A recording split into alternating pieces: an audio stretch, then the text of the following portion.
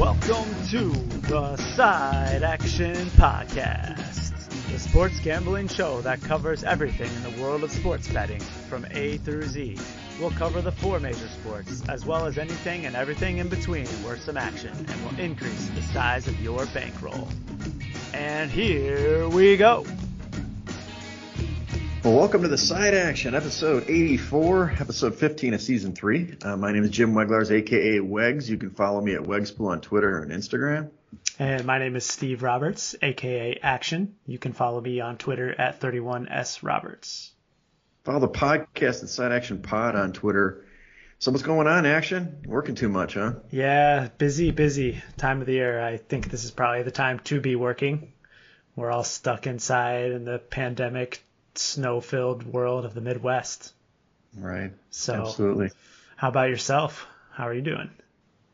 Well, good. I closed the deal on Monday. Woo. So unlike you, I've had a little bit lighter work week. I still had a lot of work, but yeah, thank you. Appreciate the, what is that, a Truly or a Vizzy? White Claw? I'm repping the Vizzy here. Oh, all right. Nice work. I got the water.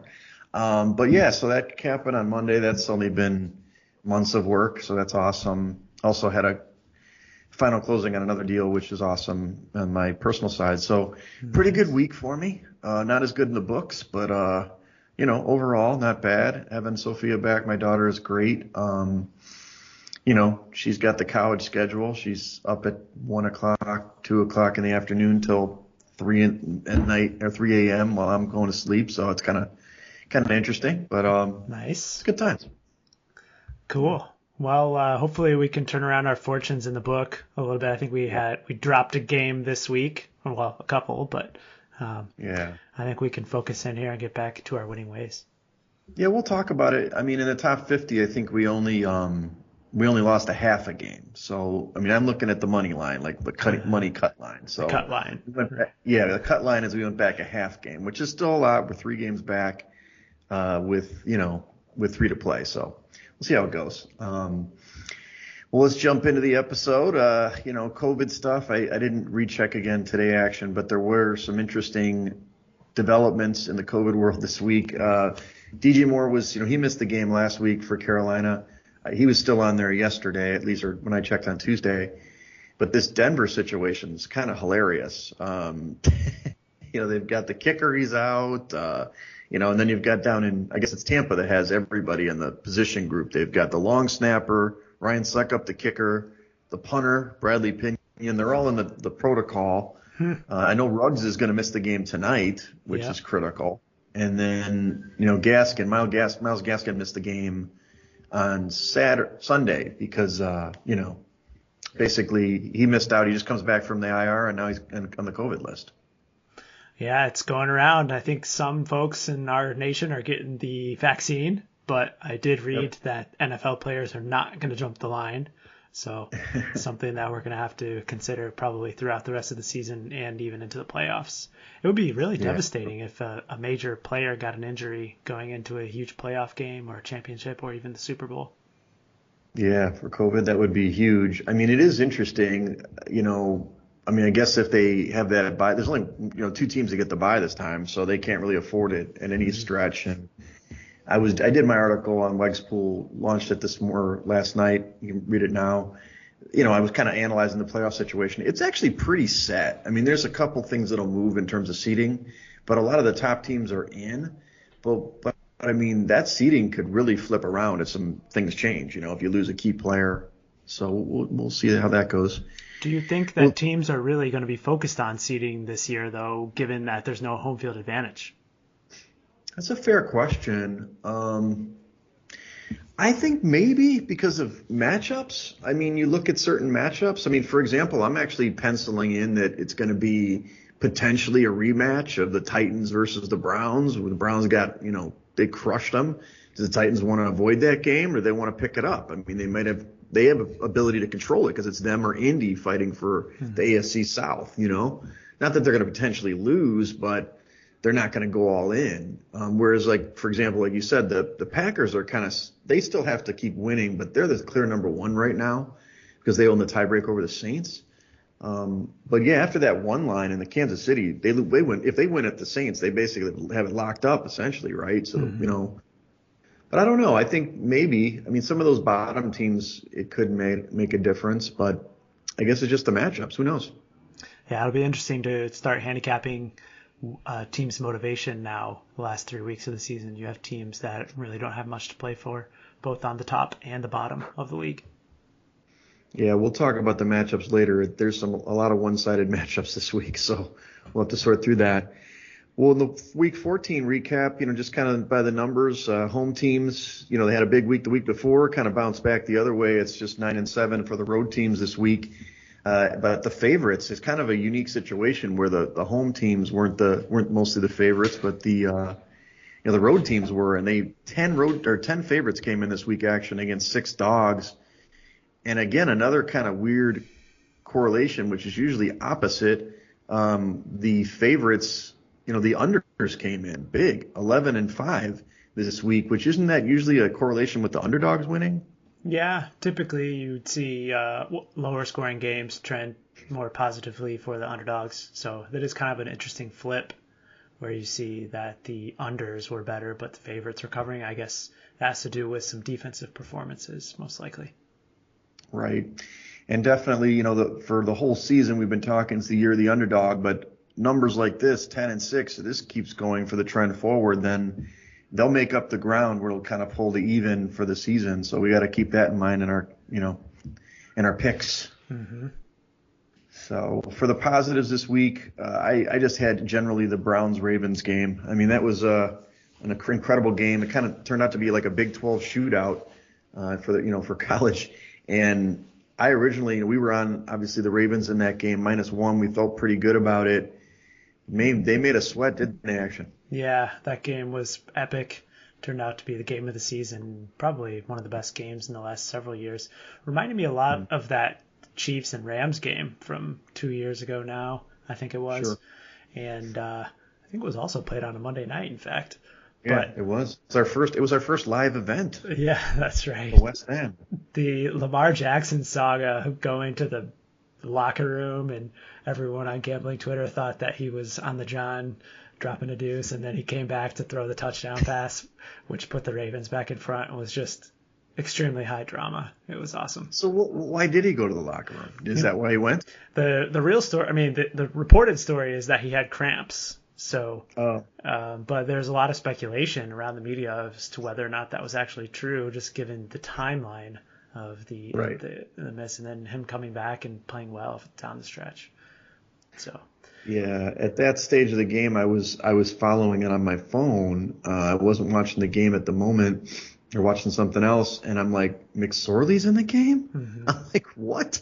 Yeah. So I had to check it out, and then all of a sudden he comes in on 4th down, makes the big play, but the Browns still scored again. So it took a 55-yarder for, Tucker to make it. But the craziest part is a lot of people had 3.5. Was that the closing line, 3.5? The line flipped to Cleveland plus 3.5 right before kickoff. And I can almost guarantee you pretty much every sharp bettor in the world that laid one with the Ravens took a little 3.5 right before kickoff. And right. I think you're heading there. That safety at the end just was incredible. Another dramatic moment in the game, which crushed the hearts of all Browns bettors. Yeah, kind of reminiscent of the Chargers earlier in the year when they were doing that craziness, which I don't know what happened, but safeties happen. They do happen in the game. Another positive I had was, our Washington football team action. We were on them early in the season. We backed off a little bit. Now we're all in again, and they made it happen again, man. This team is playing really great defense. We know that Nick Mullins was the handicap here. He turned the ball over quite a bit, but Chase Young, big boy, ran that thing down the sideline for a touchdown, and when that happened, I knew they were going to win, even though the Niners were kind of threatening late to come back. But, Dwayne Haskins obviously got in that game and made me sweat a little bit with Alex Smith going out, but it wasn't enough for 49ers to come back, and that defense scored 2 defensive touchdowns, if I'm not mistaken. Yeah, I think so. That Washington football team, you tried to get me there, and I just couldn't get around with you. Unfortunately, it would have been a nice pick for our card, but Alex Smith injury could loom large for this football team, and I don't think that even with the lackluster play of Smith, they're going to be the same team with Haskins under center.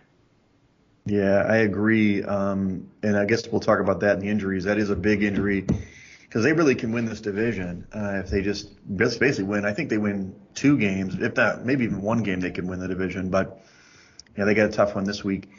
Last one is your guy, my guy on my fantasy team, but your guy for your team, Jonathan Taylor. Feed this guy the rock. We talked about that last week a little bit. He played the bad Raiders defense and he lit them up. I mean, he had a big run in the game, but he, 22 touches for 165 total yards, 2 touchdowns. They dominated the Raiders 44-27. That was one of our good picks in the contest. I really like when they're giving him the ball. I know that you were a little worried they're giving him the ball too much to wear him out, but at least it's late in the season. Yeah, I feel like that we should slow his roll a little bit. Like I mentioned earlier, I'm not sure that seeding is going to matter in this playoff season.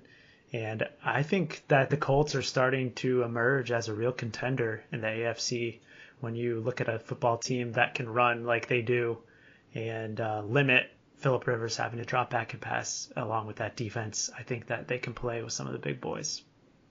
Well, I know you didn't read my article. I know you're usually my first reader. But one of the things that I brought up about the Colts are they probably top to bottom are the most balanced team in the index. They're right in the top 5.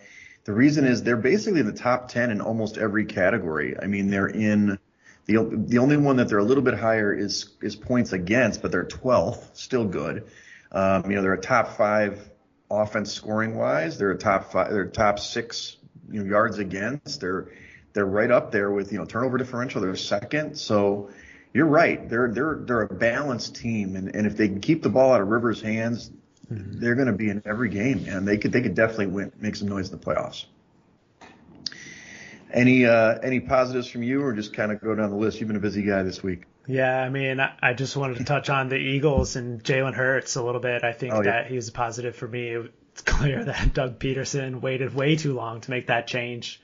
Right. Hurts gives them another dynamic, and although he didn't throw for a ton of yards, I think 167 pass yards, he gives them that ability to run and really focuses that offense on the ground game, which is what they need.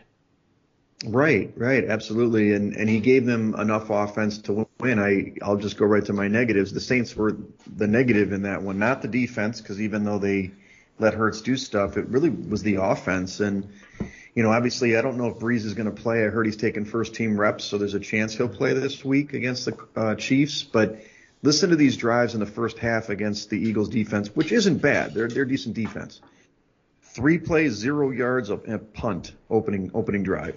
8 plays, 36 yards, missed field goal. 5 plays, 17 yards, punt. 3 plays, 19 yards, interception. 6 plays, 21 yards, punt. 3 plays, 0 yards, punt. That's a total for 93 yards, 4 punts, interception, and a missed field goal in the first half. You're not going to do that in the playoffs and win a game. Mm-hmm. And I know the Eagles are decent defensively, but they were down 17-0. They made a push late, but I'm wondering, obviously, if Breeze doesn't play, are they better with Winston back there? Yeah, I mean, I think you and I traded a text. First, it's clear that the Saints just didn't show up at the beginning of this game. I don't know if they were overlooking the Eagles or what the issue was, but that scoreline at halftime really kind of necessitated the potential for Jameis Winston to come in there because Taysom Hill just can't throw the ball down the field. Right. And it's not that Drew Brees is throwing it down the field, but he really gives them a little bit more of a passing game. And I kind of expect that Brees will play this week. I know we could talk a little bit more about it later, but I think it's time for the Taysom Hill experiment to go by the wayside. Yeah, I agree. He did his job. He kept them afloat, and they did fine. But in the end, it's Breeze's team, and they're not going to win the Super Bowl with Taysom Hill. That's for sure. Mm-hmm. The other one I had was just kind of an homage to our favorite team this year, but the Falcons impersonated the Chargers.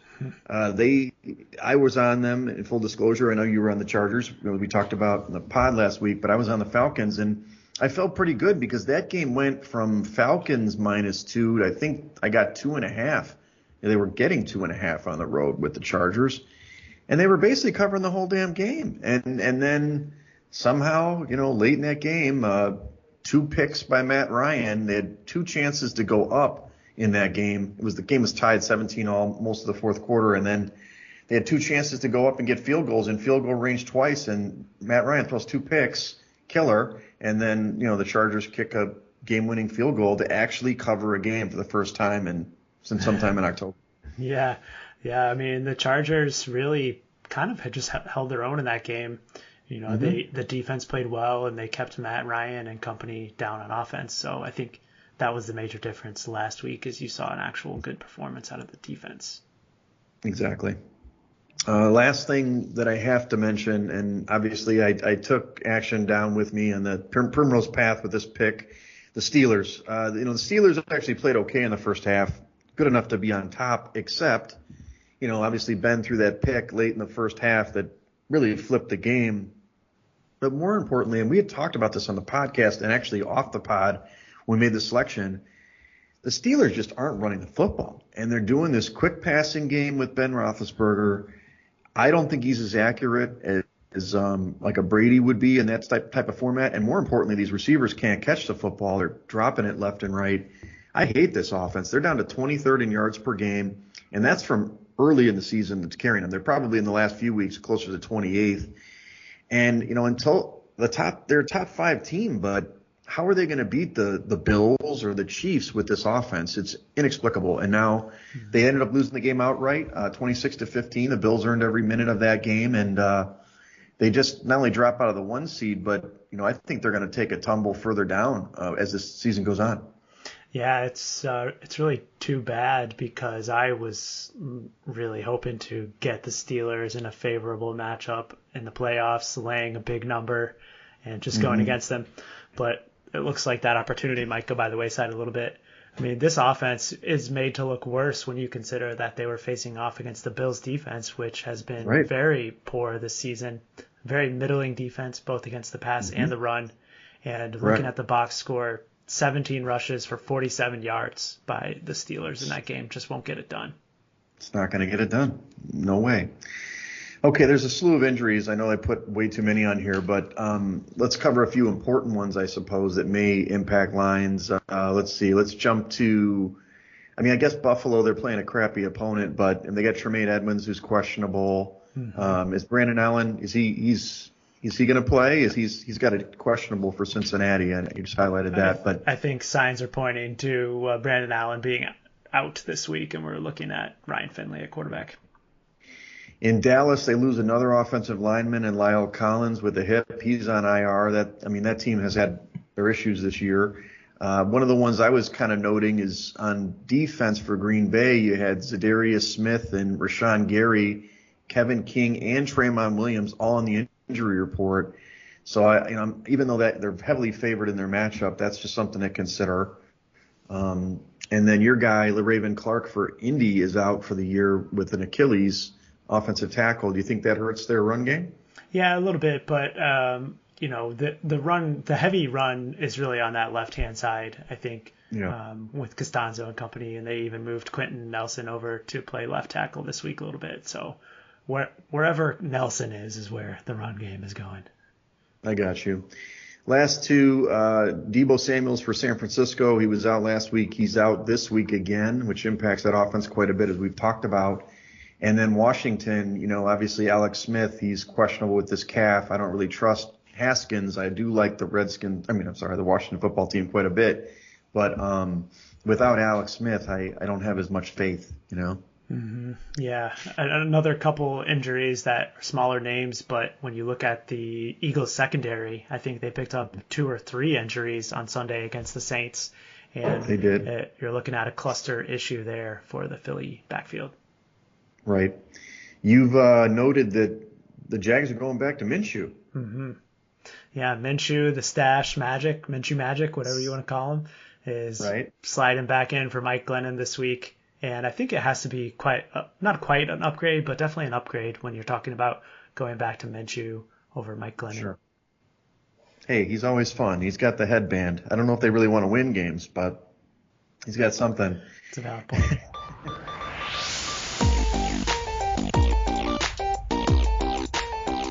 Well, let's roll into the previews. Obviously, we've got the game going on right now as we speak, the Chargers Vegas. we don't have to talk too much about it. I think you were on the Chargers in that one, plus 3.5. Is that right? No, I stayed away from the Chargers. I think What? after our little text this afternoon, I decided that I couldn't get there, but I do have a small play on the over tonight. Yeah, probably a good idea. I know Keenan Allen's out in that game, so he's their top receiver, but good. Way to go. Now, this is something strategically we'll have to talk about. Saturday has 2 games. Now, we could get the picks in, I guess, before this game. Is this 4:30 Eastern? Is that what you're listing here? Correct. So there's 2 games on the Saturday card. First, Buffalo, Denver. Buffalo opened up as a 4.5-point favorite on the road, 48-point total. They're all the way up to 6 in the contest, 49.5-point total. Again, that's 4:30 Eastern. We'd have to get in our picks prior to that, all 5 of our picks. Do you have a lean in this one, or are you interested in a contest selection here? Yeah, I'm interested in the Denver Broncos at this number.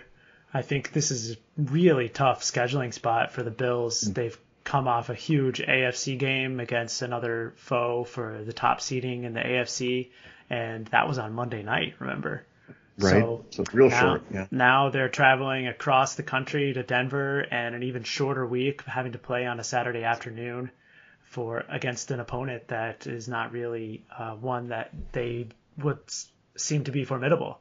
So, and I think the way that Denver played last week was impressive. Certainly shocked me, and I know that you felt the same way about the Broncos. So, I would have a lean to Denver. How do you feel? Yeah, I mean, I guess we misspoke. It's Sunday night, but they played Sunday night. But the bottom line is they flexed that game up because originally I think it was supposed to be a 3:00 game or maybe even a noon game, and they flexed it up. So it is shorter for Buffalo for sure. I do think from a scheduling spot, you're totally right, 100%. And Denver, you're right, played really well at Carolina. They got the win outright, which hurt us. Did we pick that in the contest? No, we didn't play that game. Okay. I definitely was on Carolina in something. So, dough. But it's tough, man. I think the number's pretty good. 6 is good. It might be a maybe. We could put a yellow on this one.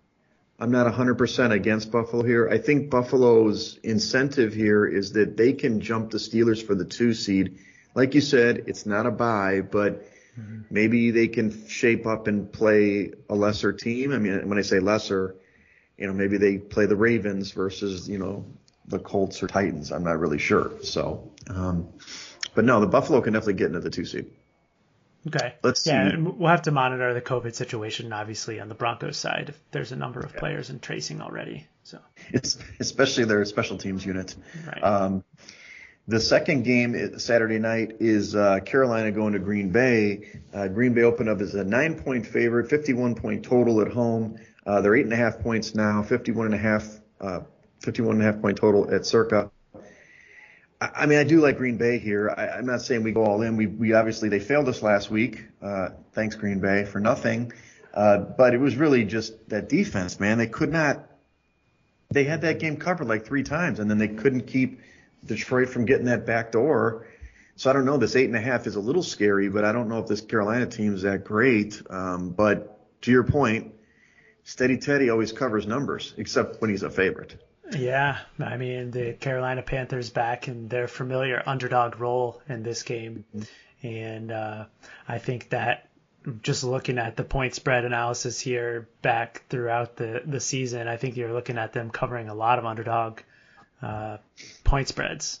And last week was just kind of an aberration. I know you and I both liked Carolina, and I admit I didn't watch much of the game, but it didn't seem like they could do anything on offense against the Broncos. Do you think that the offense took a step back in the bye? I don't know how you do that, especially because Bridgewater returned, and they maybe played the game before. I don't know. Maybe it was they thought McCaffrey was going to play. I don't really know. That team's been strange this year. They started off kind of slow, then they caught fire in the middle where they were playing really well, and then they've kind of cratered. So it's not a team I really want to back in Carolina. So to me, it'd be Packers or pass, and I think I'm saying pass. Okay. I'm on board. All right, so the next one is the Sunday slate. We've got Detroit. This is an interesting team. Detroit is going to Tennessee now. You've got no opener there, but they're 11-point dogs in the contest. I'm actually showing a total, at least at Rivers. I can give you that. That's pretty high. It's 51.5. Now, I do think the Titans roll in this one. It's a big number, though. Even though it's at home, the Titans did play great last week against the Jags. We kind of discussed that a little bit. Do like the Titans quite a bit, just kind of prospects going forward, but 11 points seems like a lot.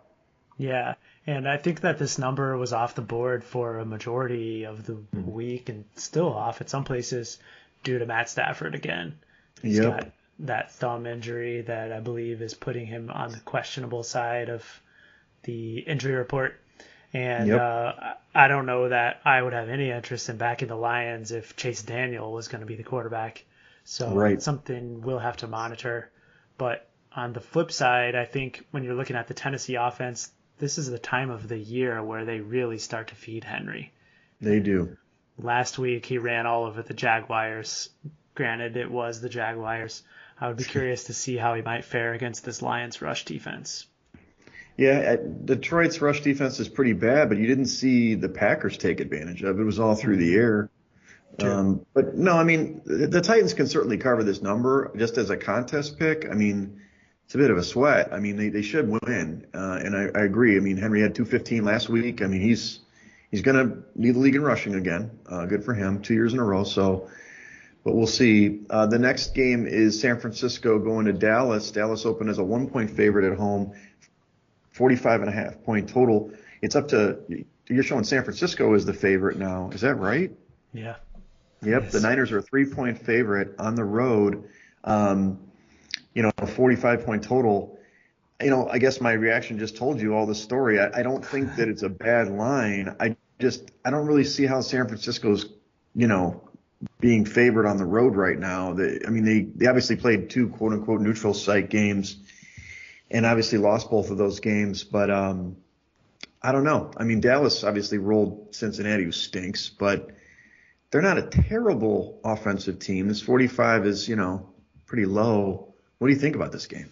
Yeah, I'm not really sure that opening number is accurate. I don't know what you have in your record keeping, but I got another odds board here in front of me that shows Niners minus 2.5. Yeah, and that's what I have, yeah. Honestly, I was looking at some look-aheads on Saturday or Sunday of last week, and this number got as high as like 3.5 or 4 for the Niners.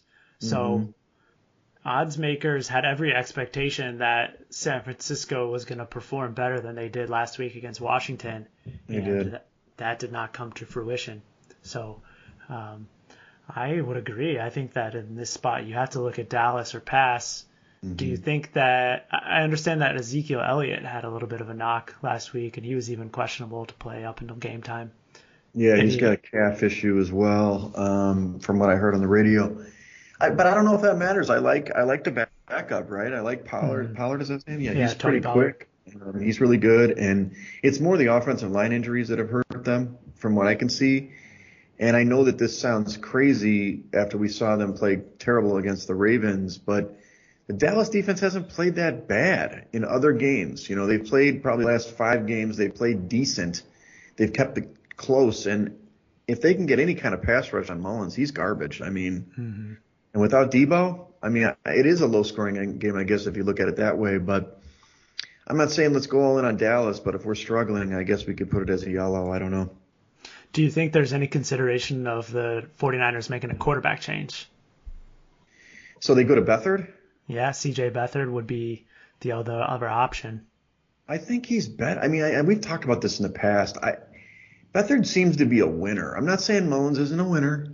I know that he had pedigree coming in from, I think he's from southern Mississippi or something like that. Yep. Like I think he broke all of Brett Favre's records. But Beathard just kind of gets it done. I mean, he's not like a great player, but he'll run the ball, chuck it around. I'm not sure why they stick with Mullins, to be honest with you. And I just don't know. I mean, I guess they can't keep the running backs healthy, but it doesn't seem like they're running the ball as effectively as they have been in the past. But I don't know. Maybe it's a game we just kind of I think it's a punt. How about this one? You've got the Bears. They got their big win last week against Houston. 47-point total, 4.5-point dogs on the road at Minnesota. In the contest, it's all the way down to 3 at that 47-point total. And these teams, again, are pretty even. They're pretty even in the index. And the Bears, gosh, who's going to show up? They played against a bad Houston team and destroyed them. This is the Bears team that I expected a lot of the season. Mitch looked pretty good. Vikings defense isn't that good either. But I don't know. Akeem Hicks can maybe slow down Cook. Maybe 3 points. I would have loved to see 3.5 action. Love to see that hook.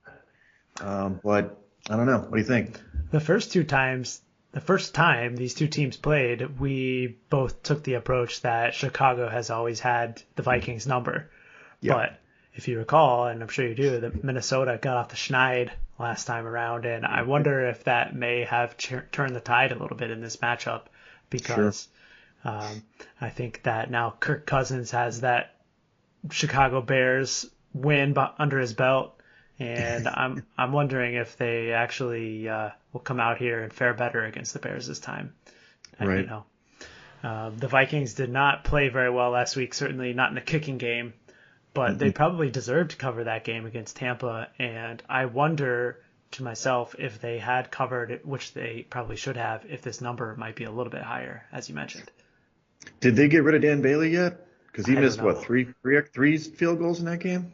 I think it was 10 points he left on the field. I don't recall the exact combination, though. Yeah, I think it was 3 field goals and an extra point. Well, you might be right. I mean, here's the thing. This is an elimination game from the playoffs. Both of them are not in necessarily. Arizona has that 7th seed right now. If Minnesota wins out, then they have a shot. They need some help. It's a must win. So I hear what you're saying. I just and actually, usually the Bears lose in Minnesota. It's usually like Minnesota beats the Bears at home. The Bears usually beat Minnesota at home. But obviously that could be inverted this year. I just don't know what Bears team's going to show up, dude. I mean, Mitch played an excellent game last week. Now it's Houston. They stink. But is Minnesota that much better on the back end? Not really.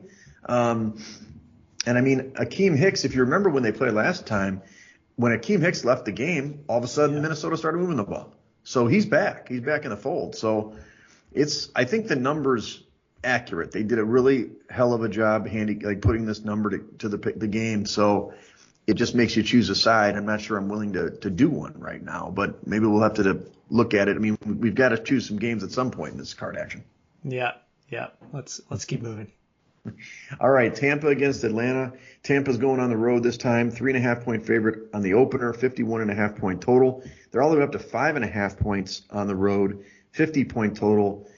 The Falcons laid an egg last week for me, literally, but I still somehow am backing this team. They're like my Chargers. Like the Falcons are my Chargers to you or your Jets. 5.5 seems like a big number.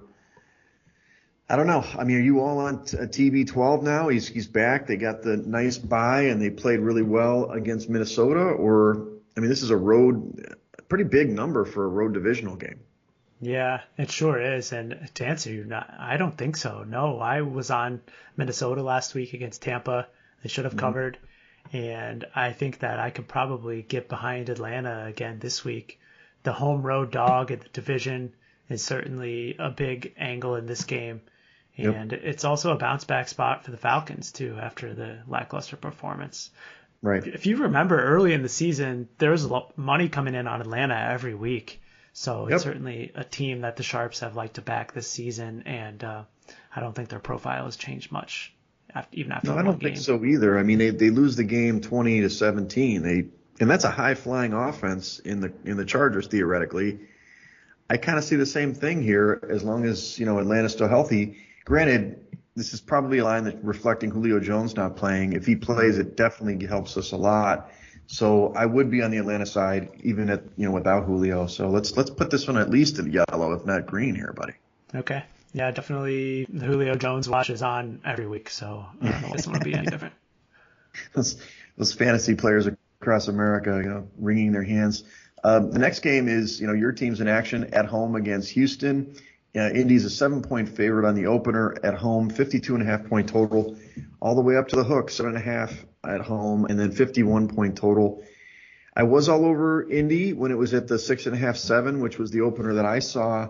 I don't love the hook, but I could still back them. I mean, they're going to run all over this team. Houston has nobody left. It's just the divisional angle that only scares me. I had that angle last week with Deshaun Watson against the Bears, but man, they just have nobody to throw to anymore. Yeah, and their defense is pitiful too. I mean, yes. Maserati Mitch threw all over them last week. So that's right. I think that Indianapolis is a play here. I agree. 7.5 makes it tough, but that might only serve to just diminish the number of entrants that pick the Colts and give us a little bit more of a contrarian pick. All right, let's do it. Let's put it in green. We are both on the Colts. Keep backing the Colts. I mean, they've been pretty good to us this year. Yeah, and Deshaun Watson was out for a couple of plays towards the end of last week. So even if he does practice all week, which I haven't read the reports, there's certainly no guarantee he's going to be 100%. Right. Agreed. And then who's his backup? T.J. Yates or something? Or oh boy, I don't know. I think they said it in the game on Sunday. I think it is, but they got nobody down there, so that's the bottom line. Whoever it was came in for a play, I think. Yeah, he did. All right, so then we got Seattle against Washington. Seattle opened as a 5-point favorite on the road, 44-point total. They're up to 5.5 in the contest, 44.5-point total.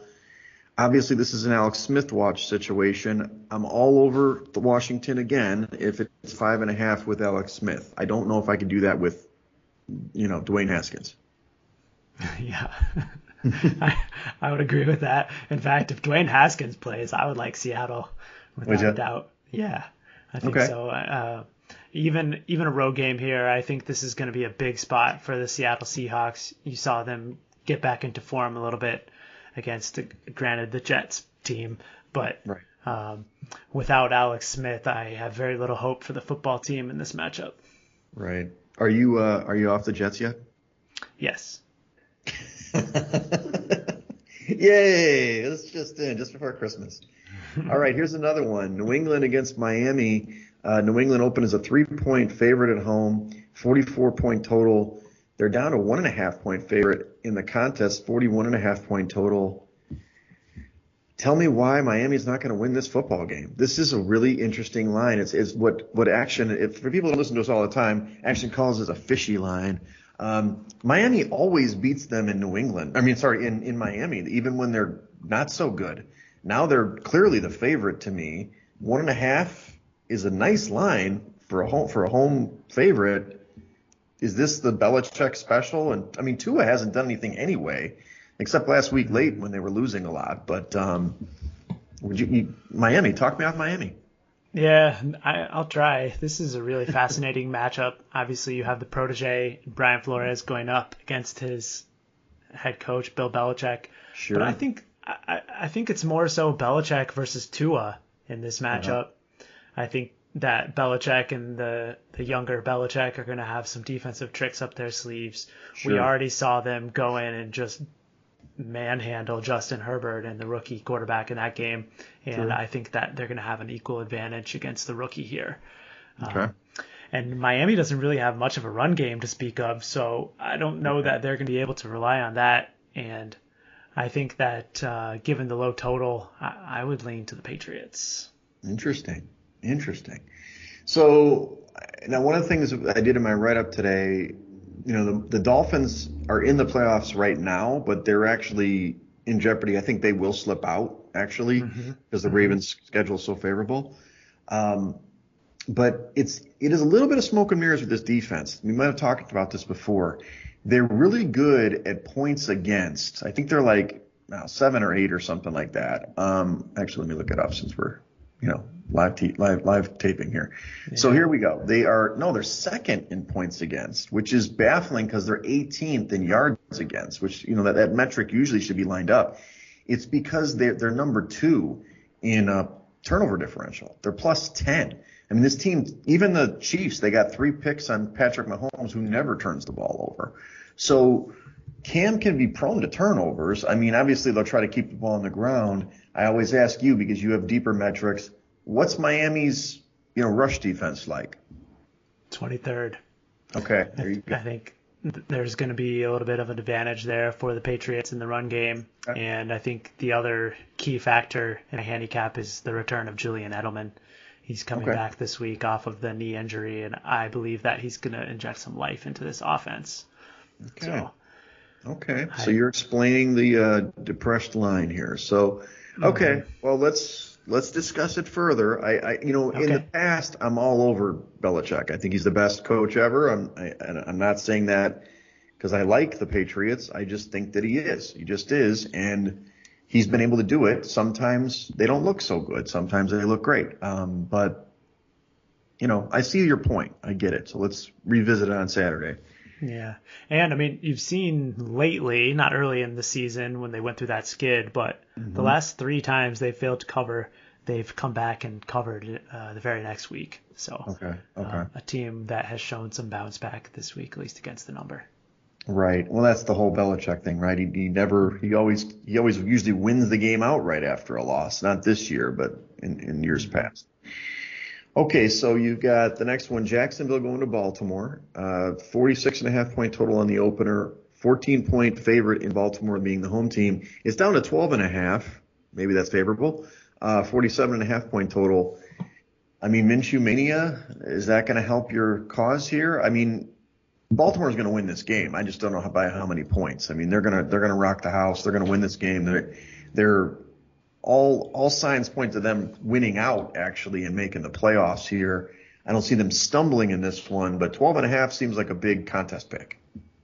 Yeah, it does on the surface. And the thing that really gives me pause on the Baltimore side is, again, the schedule. They have been rocked by COVID and game movements around, similar to the Pittsburgh discussion from last week. Yep. And now they're playing their 4th game in what I think is 18 days, which is a pretty condensed schedule.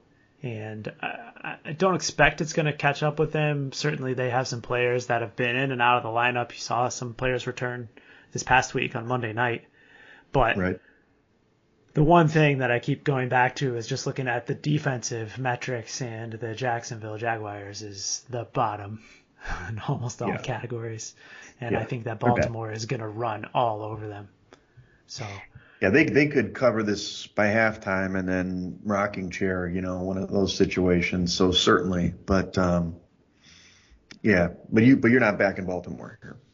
I would consider Baltimore. I would if we could get on the same page there. I mean, historically, they have really destroyed the lowly opponents in the NFL. They don't seem to take it easy. I think that's just the Harbaugh way. Yeah, that's good. Okay, well, let's, maybe a yellow there. Okay. This one's another one of these one-sided affairs. The Jets, your Jets, they're crying right now. Somewhere Sam Darnold is crying in his milk because action has given up on him. But the Jets are going to the Rams. Rams opened as a 16.5 point favorite at home, 44.5 point total. In the contest, it's 18. This is like the Dolphins last year, 43.5 point total. I mean, clearly the Rams are going to beat them 18 points. Dang, I can't do it. I definitely can't back the Jets. Yeah, no, I have no interest in touching the Jets with the 10-foot pole. Yeah, last week was hilarious. It was like, didn't they score the first 3 points and then they got outscored 46-3 or something like that? Yeah. I am trying to come around on these big favorites this year, Wags, but I'm not sure that I could do 18 either. 17 you might have been able to talk to me about. Can I get you at 16.5? All right, let's go to another game. This is an intriguing game. So Philly is going to Arizona. Arizona's been on the road for a couple of weeks as San Francisco has been in their home. And Arizona opened as a 5.5 point favorite at home against Philly, 47.5 point total in the opener. They're up to 6.5 in the contest, 49.5 point total. Wow. Originally, when the number was lower, I was definitely on Arizona. I'll admitting that. I don't love that team, but we were texting as the Giants were getting rocked, that obviously Kyler Murray's healthy again, right? He looks pretty good. And if the Philly defense, who played great against Taysom and the gang, they're just a little bit more weapons in Arizona, and especially if Kyler's running around, it's a little tougher to track him. It's just the defense. Are they going to slow down the mighty Hurts train? What do you think? Yeah, I mean, to me, that's the question in this game, because we mentioned earlier the secondary injuries for the Eagles, I think, is going to put them in a real bad spot this weekend. And if that was the only variable, I think I would still look to Arizona at 6.5. Right. But the question to me is, how are the Arizona Cardinals defense going to match up against the Hurts-led running game? Right. And Arizona has been playing a bit better defensively lately. They're up to 9th ranked across the board, but 15th against the rush. So I'm not sure what you feel about that matchup on that side of the ball. Do your numbers indicate that Arizona may be lined up for success on defense? Probably not. I just think it's a shootout situation. Can they keep up? Now, one thing that I will say that is, again, what's baffling about Peterson and this offensive minding over there is that they had Wentz and they never run the ball. And then they put Hurts in and then they're running the ball all the time. And I mean, Miles Sanders has been good all year, and he was great against the Saints' really good defense. So that's my biggest fear, is not just Hurts. It's just they're going to feed Sanders, and he's going to have another hell of a game against this kind of piss-poor Arizona defense. I kind of see this as a back-and-forth affair. Again, if it was like under the 6, I'd feel a lot better, because I do think it's going to come down to who has the ball last more or less. It may not be like in the 50s, 49.5 points, fine, but I mean, it could be like in the 20s, 27, 24, something like that. So I don't know if I'd have the stomach to ride the Eagles here, but I can't back Arizona at the 6.5 like I originally had them at 5.5. Yeah, I think that makes it tough. I agree. We could dig into it a little bit more, because the other thing on the other side is Kyler Murray was interested in running last week, and I think he flew over his yardage prop total. So that certainly brings another dynamic to the Cardinals offense. Yeah, and the other thing too is that it's a long shot, but, and I wrote it in the article, if Alex Smith doesn't come back for Washington and Philly can somehow run the table, I mean, they have a shot to win the friggin' division still. Mm-hmm. I mean, this team is garbage, but that tie gives them a leg up, and they could finish 7-8-1.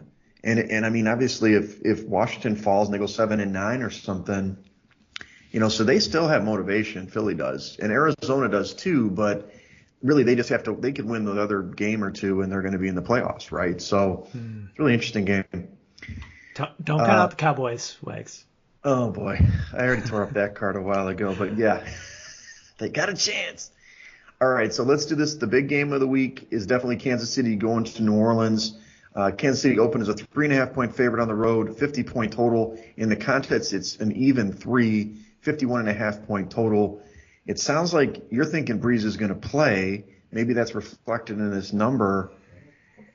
Man, it's tough. I love the Chiefs, man. I love these Chiefs. They're going to play a tough defense, though. And, New Orleans kind of got embarrassed last week. So I expect them to play much better, especially at home. And if Breeze comes in, I just don't know. It's hard for me to back the Chiefs without the hook. You know what I'm sorry, the Saints without the hook, even though they're at home. They did a great job on this line. Yeah, it is a great line. And I think that I would much rather have the Saints at 3.5 with Drew Brees than the Saints at like 4.5 or 5 with Taysom Hill at this point. Right. So the 3 makes it tough, but I really do think they're going to bounce back, and it really comes down to what is Brees' health going to be like. Is he going to be 99% Drew Brees, or is he going to be like 80% Drew Brees? Because even 100% Drew Brees couldn't throw the ball more than like 25 yards down the field. How far do you think he's going to throw it with battered ribs on one side? I know. And if they try to, Kansas City, that's one thing they do well is rush the passer. I mean, they don't have a great run defense. And I think that's what New Orleans is going to try to do. It's just with Taysom Hill, they're going to press that defense, or the defense is going to come right to the line, and you can't really throw the ball. At least Breeze, even though he doesn't have the arm like we talked about early in the season, he's definitely smart enough to get it to the right guys at the right time. So let's think about, in terms of contrarian stuff, which we always talk about on Saturday. Do you think the field would more back Kansas City, or they're more back the Saints in this spot? That's a really good question. I don't know. I have a feeling with some of the question marks, you may see some low pick numbers in this game on either side. Yeah. Right.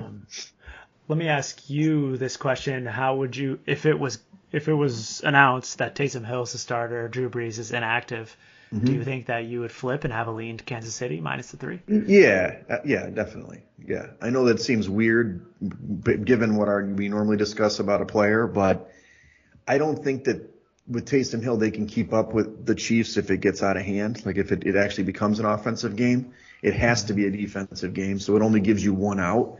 Whereas I think if you go the other way and you go for the Saints, with Breeze in there, Breeze can still keep that engine running. We haven't seen Hill run the offense to the point where they're scoring 35 points yet, right? The one game they scored around 30 was against Denver, but didn't they get like a punt return, a defensive score or something? I mean, it had nothing to do with the offense, I guess, is what I'm saying. Yeah, I don't think that offensive output counts for anything. Agreed. Right. Okay. Well, I mean, I guess my lean would be New Orleans if Breeze plays and then flip to Kansas City. So, Okay. We can see on Saturday what we're thinking. It sounds good. Okay, so we've got Cleveland and the Giants. You've got no opener here, but in the contest, Cleveland is a 4.5-point favorite on the road at the Giants. The Giants laid an egg against Arizona. And I didn't watch the game. Maybe you did. I know Daniel Jones did play, right? But he did play well. No, that's an understatement. Daniel Jones was it's not terrible. Like he's a big part of the handicap here is what I'm trying to say. Cleveland is playing really well, even against better competition lately. 4.5 is a big number, but I might back him in this spot. Yeah, I think Daniel Jones was not 100% for one, and he picked up another injury. He's got an ankle now to go along with whatever the first injury was. So I believe it is going to be Colt McCoy under center for the Giants. Right. And numbers across the board here as we sit on Thursday evening are pushing 6.5. So on the surface there, it would appear that you have some value with the Browns. It's just a tough spot coming off of that game on Monday, the big loss to the Ravens. You could argue on one hand that they're going to be more motivated to come out and get a victory against the Giants, but it's a cross-conference game, and I'm not sure. The Giants' defense has been playing really well lately, and absent that performance against the Cardinals, I know that the Cardinals lived in the red zone, basically, but I think that the Giants' defense should be able to put up some resistance against the Browns' running game. Okay, so I'm actually showing the total at 44. So you would concur it's going to be a lower scoring game than it's going to be a little bit of a ground and pound. I mean, weather could play a factor. I don't know if I heard the snow already hit the East Coast? Is that right? Yeah, I think it's passing through right about now-ish. It's probably in New York as we speak. Right. Yeah, I think I saw Governor Cuomo with a shovel out there on his Instagram feed. Well, so you're thinking more of the Giants in this one then? I am. I full disclosure, I bet the Giants on a look ahead last week at plus 3.5. So wow. I'm now sitting on a bad ticket, but I think that the Giants is a team that can run the ball effectively against Cleveland, and I'm warming on Colt McCoy as well. You were dogging him a couple weeks ago. I know. But, I mean, to be honest with you, I would so much rather have Colt McCoy at this point than whatever the shell of Daniel Jones was last week. Yeah, he was giving the ball up looking terrible. Okay. Well, I can't believe this is a Sunday night game, by the way. This is just why didn't they flex up the Kansas City game? I don't know. They wouldn't give it up, I guess. But I mean, you see the schedule. There's 3 4 o'clock games, and I think they want the whole world to watch that one. Yeah. Okay. Well, let's leave this one aside. Maybe we can come back to it on Sunday. I know we don't have a lot of selections here. The last one is Pittsburgh against Cincinnati. Pittsburgh is going on the road after getting a little bit demoralized, I would think, losing 2 straight, but especially this last one. The 13-point favorites on the opener and 41.5-point total at the Bengals, who we know stink. It stayed there at 13 in the contest, 40.5-point total. Not a great smash spot, though. I mean, this is division rivalry and all that. Pittsburgh usually owns Cincinnati of late, but they've had some, big games when Cincinnati was good. I don't see the Steelers covering 13-point number, though. If Ryan Finley's the quarterback, I do. Okay. Point taken. Yeah. Brandon Allen, I would probably pass, but if we can somehow get some intel before the Saturday pick time, you could definitely talk me into the Steelers here. I know that their offense was terrible last week, but going up against this Bengals team is a little bit different story, I think. Right. No, of course. I mean, they just got crushed against the Cowboys last week. That was, that was eye-opening. Yeah, I guess so. I mean, obviously, I know the Pittsburgh's going to win this game. That's not a question. It's just a matter of will they put their foot on the throttle and take apart a division foe after getting embarrassed on Sunday Night Football and now going Monday Night Football. Who knows, Yeah. They won the first game 36-10 in Pittsburgh on November 15 for whatever that is worth. That was Joe Burrow, too, right? Right. It was indeed. Yeah. Okay. Well, duly noted. That can be one of the games we discuss. I don't think we really marked too many games this week, actually. Let's take a step back real quick. Allen or Finley. What do you think that the Cincinnati expected point total is going to be? God. Can they even score? I don't know. I mean, probably 6 points. Yeah. So what you're thinking is then that's a 34-6 win by Pittsburgh. I mean, it's defensive scores. I think I kind of wrote that in my article. Pittsburgh's defense is so good. They also give tons of opportunities to the offense. They're, right at the top of turnover differential, and that's what gives them short fields and gets the easy scores and even defensive scores. And that's what was so weird about the Bills game. They actually turned the ball over. Ben looked terrible. Cincinnati's defense isn't going to pressure Ben, and if maybe this is a get-right game for the Steelers. Like you said, maybe they actually don't drop 6 passes in a game again. I mean, Deontay Johnson, dude, hit the jugs machine, bro. I mean, look the ball into your chest. I mean, my coach in high school, Gary Browning, catch the football. I mean, he's dropped so many passes the last 3 weeks. It's infuriating. And those it's first down passes. Boom, drops the ball. Instead of being, whatever, 2nd and 5, it's 2nd and 10, and they're just not functioning at the same level. So maybe you're right. Maybe it's a get-right game. I think Deontay Johnson is going to have a monster week just because you said that. Right. No. Yeah. Come on. Call me, Deontay. Well, okay. So you're talking me into the Steelers. Let's put a yellow there. Let's put a yellow. Right. I can't go all in yet. All right. So, all right. Let's review our picks here and where we're at in Circa. We did not have a good week, as everybody knows. If you follow us, we were 2-3 last week after a rock and roll 3 weeks. We had a step back, but after 14 weeks, we're 39-31, 55.71%, which is still really good. We only dropped about 100 places action. We're at 320th overall in the quarter, down to 651st, which sucks because we really want to get the money. But we're only 3 games back out of the top 50, which is the important thing with 3 weeks to play. So if we review some of our games, we're talking about Indy at 7.5 at home against Houston. Looks like we're kind of on opposite sides there for Arizona. Looks like we're not on Green Bay, right? That's me too. I put Green Bay originally. You do like Atlanta though with the 5.5? Yeah. I think we've highlighted Atlanta. I also highlighted Arizona. I think. Okay. I intended to at least, or maybe we talked ourselves out of it actually. Right. We thought maybe it was too big of a line because I think originally it was a lower line.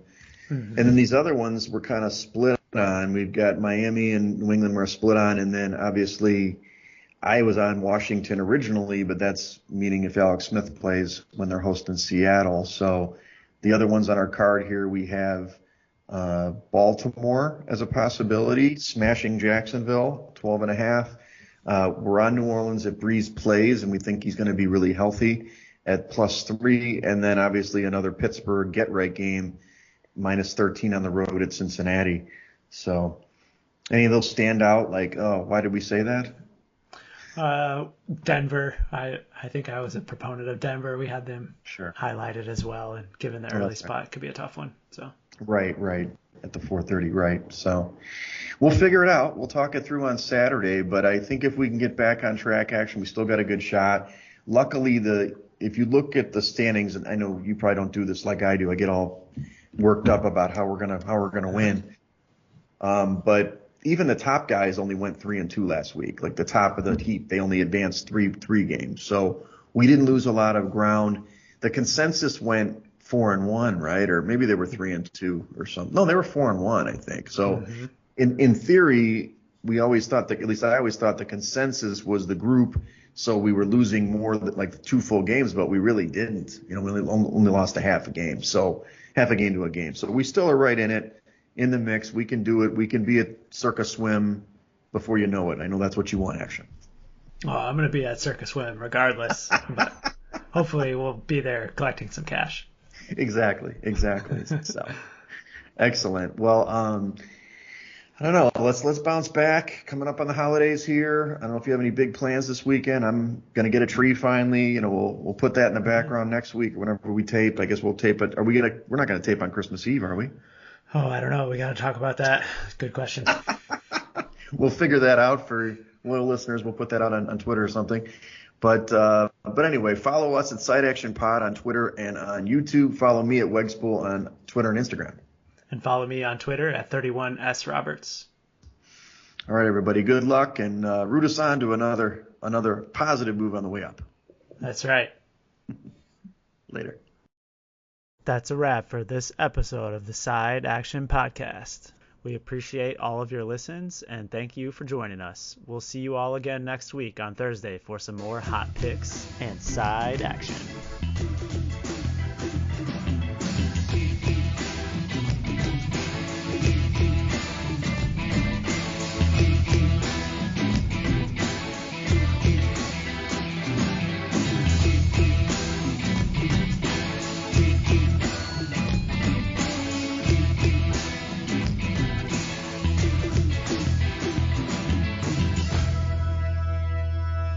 Side Action Podcast, its owners and associates take no responsibility for the opinions or statements made by the show hosts or their guests.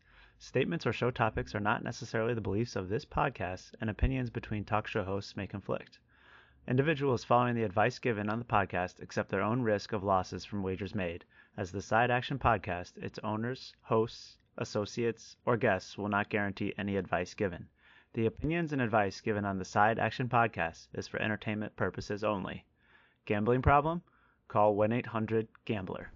Intro and outro and transition music credits. Song titles Jerry 5 and District 4 by Kevin MacLeod at incompetech.org. Licensed under Creative Commons Attribution 3.0. creativecommons.org/licenses/by 3.0.